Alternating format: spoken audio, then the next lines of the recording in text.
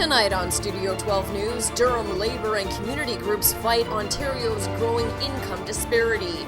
Students prepare for the first day of school, and a local teen gets set to make a difference.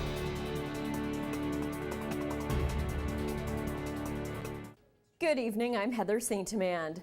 A report on income inequity is shedding light on the growing gap between Ontario's rich and poor. And as Studio 12's Mark Junta reports, Durham region isn't immune to problems seen in other communities. So you don't have a choice but to go in debt. You don't have a choice but to work as hard as you can for nothing. A coalition to fight income inequity is sounding off on government policies. A report of the Ontario Common Front released Wednesday says the gap between Ontario's rich and poor has widened, and in Durham region, it's no different. It's even worse here in Oshawa because of the good job, all the good jobs that have been lost in the last few years here in Oshawa. Freeman says Durham region's economy will take a direct hit when General Motors shuts down its consolidated plant in 2013. So they're just starting to catch up now, and now they're going to be laid off again, and under the new EI rules, they're going to be frequent users of unemployment insurance. They're going to be expected after about 6 weeks to go out and find that job that pays 70% of what they were making before.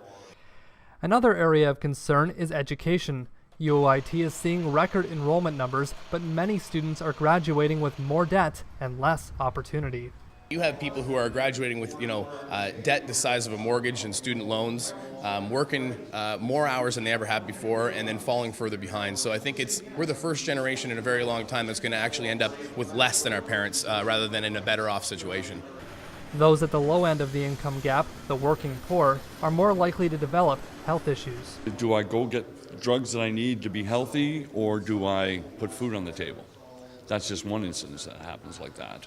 Food banks in Durham region like the Simcoe Hall Settlement House have seen large annual increases in food bank users over the last 4 years. 9,000 visits to our food bank in 2008, 14,500 last year, probably more this year. So I certainly see an increase in the need for food. The coalition says it doesn't plan to go away anytime soon, and it will take its stand at Queen's Park if it has to. The goal, to have a say in the next provincial budget.